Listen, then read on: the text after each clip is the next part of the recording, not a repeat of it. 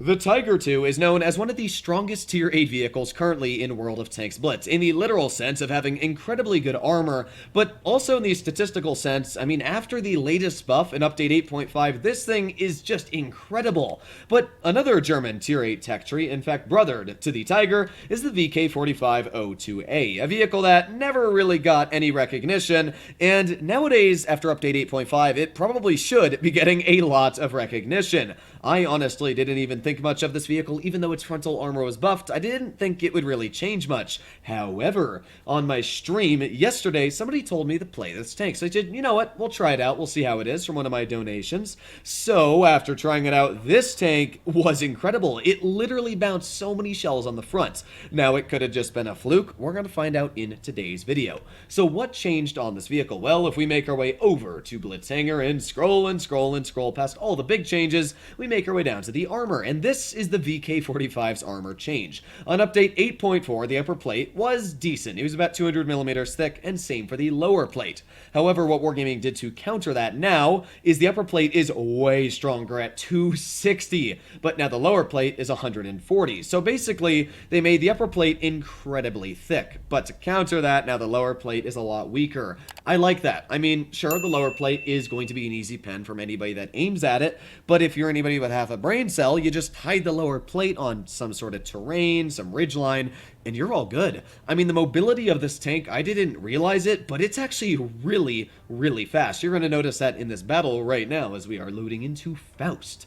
I don't really like Faust, I'm going to be honest. I mean, still my least favorite map in the game. A lot of people always say Mines is a bad map. I'm going to be honest, I hate Fort Despair. It is just one of my least favorite maps. I don't know why, just every time I play it, it's always dependent on where the team pushes and what tanks you have. If you're in a bat chat on Fort Despair, yeah, good luck. Either way, here we are using that good mobility. As I said, this tank is actually really mobile. I mean, we're already going up to 38 kilometers per hour, and even uphill, it actually holds its speed pretty decently. I don't mind the mobility. It also has a fairly accurate gun on the move, which is very nice, and turret traverse is very, very good. For the amount of armor that this tank is now carrying, it is very fast, which is what actually makes me really like the new changes to this vehicle. So here we are using that speed. What does the enemy team have? Well, they got a 53 TP, which is a very strong tier 8 heavy, and a Gravedigger and an IS-2. So they do have some pretty deadly tanks, and I'm kind of weirded out because we haven't really spotted anybody. Well, there's the T-49, but now they're starting to get popped up on the lineups here. I guess they just all push to that. It's like kind of weird, I'm gonna be honest. I normally don't see enemy tanks all go to this one spot, but yeah, that's something new, I guess, right? We got the SU-152 over here, we got the Progetto, there's a nice shot into this guy, and we got the Gravedigger over here. Come on, aiming, aiming, aiming, and let's get a shell in. There you go, nice one for 311. I mean, I'm trying to get shells out. The big issue here is I'm hoping that my team does not fall apart this quickly. Let's get a nice shell, though. There you go, nice tap, and this guy, I mean, I don't really know what he's planning on doing, but he is going straight through my turret with quite a bit of shells here, so let's load in another standard shell into his tank. There you go, nice penetration. This Gravedigger weighs a heck of a lot more than me, but thankfully I have a lot more DPM than his vehicle. There you go, let's get another nice tap into his tank, make it very hard for him to actually aim at my weak spots, and I don't think this Gravedigger is really enjoying my company all too much. Goodbye. Whoa, that low roll may have actually just lost me. Holy, that low roll probably just lost me a huge chunk of hit points. Well, let's finish him off now, guaranteed. Let's back up and see if we can deal with the IS-2 Pravda. Hello, good sir. How are you doing? I don't think this guy is going to be able to pen me. Yep, there you go. Nice bounce. And again, I mean, this tank just feels really strong. So let's get a shell into you. Boop. And, oh, I'm so worried that 49 is going to come up behind me, but we're fine so far. We're fine. Oh, but here comes the 49. Yep, he's going to pen me too in the rear, isn't he? Let's back up. You know what? Let's just tap him in the cupola. There you go. Nice penetration. Oh, the 49's not running the... Oh, no, he is. He's just a doofus, I'm going to be honest. But now let's see if we can get some shells into this guy. There you go. One nice penetration. I need to make sure that this 49 does not pen me. So let me finish off the SU like so. And yes, yes, I'm still alive. I can't believe I'm actually still alive. So let's get a shell into the 49. Let's give him a bit of a love tap. Hopefully this love tap should deal enough damage that an HE will finish him off. Come on, reload, reload, reload, and fire. Yes, I am still alive. I'm like a freaking god. Unfortunately, I'm not going to last long enough because my team kind of sucked. I mean, we did 4,000 damage, and my team still couldn't win that game. Quite impressive, may I say. 4,490 damage. Wow. Good job, team. You did less damage, all combined, than me and my one Tier 8 Heavy. But this was a perfect game to showcase what the vehicle can do well. The gun is pretty good. I mean, its DPM isn't as good as the Tiger 2, but it's 2270, its dispersion is good, aiming time's great, and the on-movement dispersion is through the roof. Mobility-wise, I don't know why, but this tank is so fast. It averages 32, even though its power to weight is only 17.3. Just to put in a comparison of another tank that has a 17.3 power to weight ratio, I think the IS-7's around 17, and as we all know, the IS-7 really does not ever reach its top speed.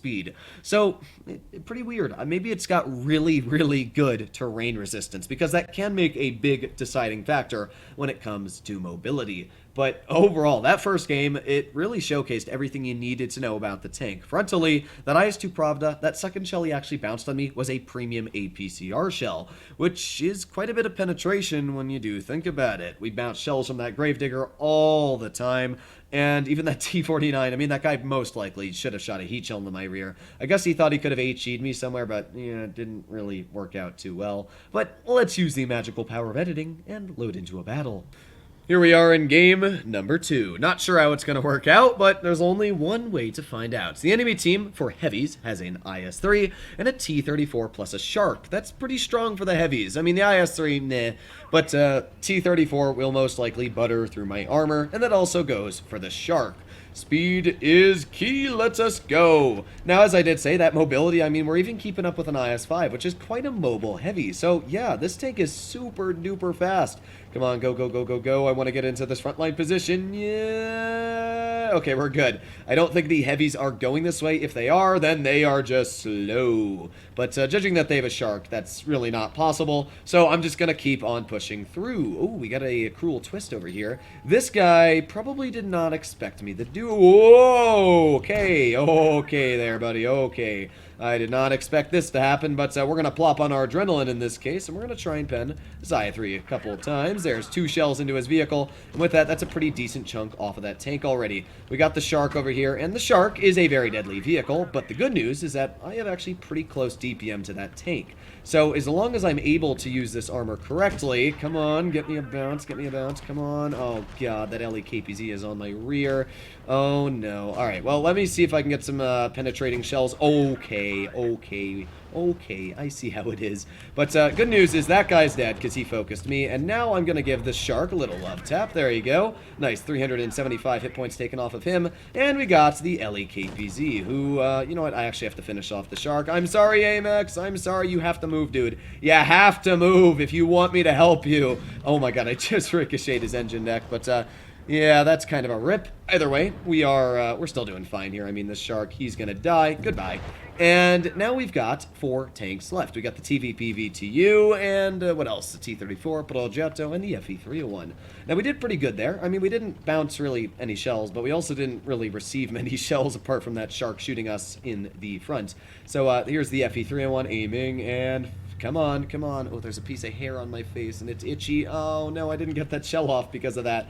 That's a rip. Oh, well. We're going to continue pushing through anyway. Maybe we can get some shells out into the FE-301 or even the TVP VTU. Loaded an HE, and, just went a little bit low. I mean, I would have had to get a super high roll anyway to finish this guy off, but good news is, this guy, he's dead. And now we've got vehicles like the Progetto over here, so let's see if we can get some decent shells out, but at the same time, I don't want to be penned by the T-34. T-34s have a lot of penetration. This guy, you can clearly see he's loading premium ammunition, and oh man, he's just buttering right through my armor like no tomorrow. So what do I want to do here? Well, I don't really want to fight a T-34 if I'm going to be completely honest. Maybe we can bait a shell from his tank. Come on, shoot my hull. Do it, do it, do it. You know you want to, and well, you know what? He'll poke it, so we'll get a nice shot into his tank. There goes the Progetto in a world of trouble. And what that means is I'm obviously going to try and pen his tank. Hello there, comrade. Nice 300 damage into you. And let's back in the cover once again. Bounce me. Bounce me. I don't think he... Wow, he did. I'm very surprised. I did not think that shell would bounce me. But, yep, we got a nice tap into you. And now let's go over here. Yeet. Nice shot into the T-34. We've already dealt 3,300 damage this battle.